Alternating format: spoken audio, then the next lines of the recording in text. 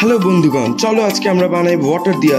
নিয়ে নাও একটি কাঁচের গ্লাস, তার মধ্যে ঢেলে দাও জল আর কিছু স্টোনস যদি থাকে তাহলে সেটাও অ্যাড করতে পারো।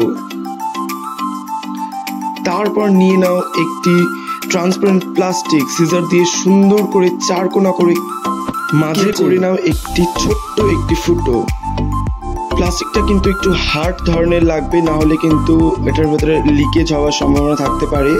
এবং বলে রাখা ভালো, প্লিজ আমার চ্যানেলটা সাবস্ক্রাইব করে আমার পাশে থেকো, বেল আইকনটা দাবিয়ে দিও যাতে নতুন নতুন আপডেটস দিতে পারি। এরপরে নিয়ে নাও একটি তুলোর সলতা, সেটাকে সুন্দর করে হাত দিয়ে পাকিয়ে একটি প্লেটের মধ্যে তেল একটুখানি ঢেলে সলতাটাকে একটু ভিজিয়ে সুন্দর করে তারপরে একটু ওই প্লাস্টিকটার ভেতরে মাঝখানে যেই ফুটোটা করেছিল ওটার ভেতরে ঢুকিয়ে একটু পাকিয়ে নাও।